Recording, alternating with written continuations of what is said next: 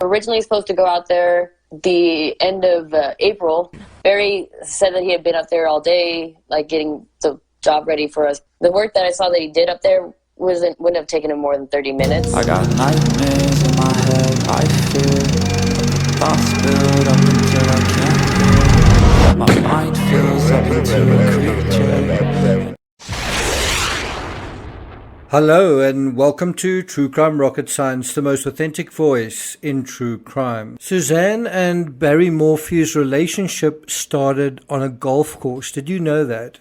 Barry tended the greens during summers and Suzanne lived across from the first tee when she was in high school. The source of that is the Daily Gazette. I'll provide a link to that in the description. Now, of course, the word golf course appears midway through page 14 of the 131-page affidavit, where Jeff Libler says that he played golf almost daily at the time that him and Suzanne kind of hooked up, but not really, at a party. And I think that was when Barry and Suzanne were a couple, and it was during Libler's first year of college in Indiana. And so Barry was working on the local golf course at the time. Barry found out about Libler and Suzanne hooking up at the party. And then upon seeing Libler, this is in the words of the affidavit, upon seeing Libler on the golf course, Barry jumped off the tractor, in Libler's words, and he was ready to beat him down. Libler told Barry, "You're going to lose your job," meaning your job on the golf course. "You're going to lose everything." And so Libler managed to talk Barry out of it, and that was the last interaction Libler had with Barry on that golf course. Now, on page 4 of the Morphew defense's over 624 pages of exhibits and documents, we're told that Barry's truck made a visit to Crestone. Well, no date is provided. Now, what do these seemingly random events have to do with the nondescript site where Suzanne Morphew's remains were, if you're on the side of justice, fortuitously and serendipitously discovered? Or is this another in a long list of wild goose chases and dead ends? Before we get to that, if you haven't subscribed to the channel, please do.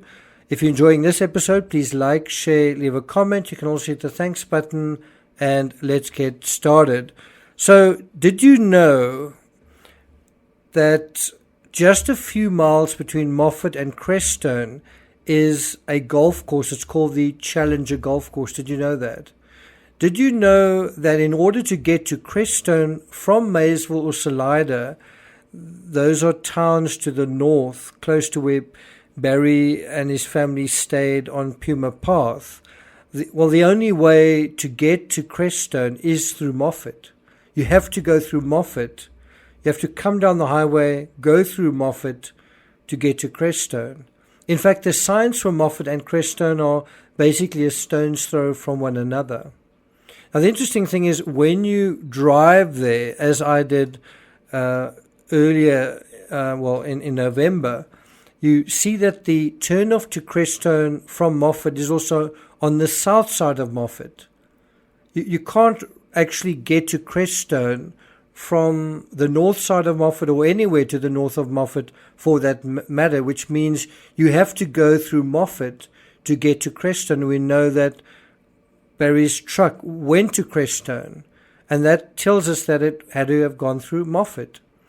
Now, did you know that the tree marking the burial site of Suzanne Morphew is actually visible from the T-junction as one comes from Crestone heading towards I think it's the I-17 through Moffat? Did you know that? You can actually see that tree from that T-junction. Did you know that Moffat and Crestone are basically the last line of civilization in Colorado? So if you're driving from Denver, if you're driving from Colorado Springs, if you're driving from any of those centers, Boulder, Frederick, Aurora, any of those centers, and you're driving south, basically once you hit Moffat, that's basically the last line of civilization in Colorado. It's really the last small towns before the land becomes extremely sparsely populated. What lies beyond Moffat? Well, really just the great sand dunes. That's really the only reason you'd really want to go further south than Moffat. And then perhaps also Alamosa, which is also kind of a small town that is much further south. Essentially what I'm saying is there's a whole lot of nothing from Moffat to the Colorado state line with New Mexico. This is what makes the burial site 1 mile south of Moffat so ideal. Almost the entire swathe of Colorado north of that point has a lot more through traffic and is a lot more densely populated. South of that point is the vast featureless emptiness of Colorado, which then becomes the vast featureless emptiness of New Mexico. And obviously, since I drove from Texas into Colorado through New Mexico, I know exactly how empty that landscape is. And also, as you go from Moffat towards Denver, just how it becomes more and more densely populated, more and more traffic on the roads as well. Also, the tree and trailer alongside the burial site are either the last or the second last tree on that stretch of highway. The fact that the road turns into a dead end, if you're turning right going south of Moffat, then you turn right into a dead end road that is a road taking you onto private property. And it's even more reason why you wouldn't expect to get much more through traffic. Interestingly, if you keep going with that road, let's say you're coming out of that dead end stretch of road onto the highway. If you kept going, you'd go onto another short little stretch of dirt road where there's literally nothing. There's no tree, no camper van, nothing. And arguably that would have been an even better spot. And one does wonder whether the person who buried Suzanne where she was buried didn't use the tree and the camper as a sort of visual cover from traffic coming from that south side. Now, another thing to point out is what we don't know, and I do think we've got to acknowledge that although Barry spent a lot of time on golf courses in his formative years, and sport was a big part of his backstory, it's not clear whether Barry actually played golf himself or not. Can anyone answer that question? In addition, there are no photos in the garage or of his truck showing a golf bag or clubs. I've also looked at the body cam footage. I can't seem to find any evidence of golf clubs or anything like that. Even if Barry didn't actually play golf, the fact that he had experience as a youngster tending the greens in Alexandria may have counted in his favor if a job came about to do either landscaping or maintenance of some sort at the Challenger Golf Club, or perhaps even in Crestone itself. But this certainly is a potential explanation for how and why Barry was in Crestone whenever he was there. I also know that when we visited there was quite a lot of ice on the green. One would imagine a golf course in Colorado would need a certain degree of landscaping, someone who would need to deal with perhaps the snowfalls and other kind of weather events.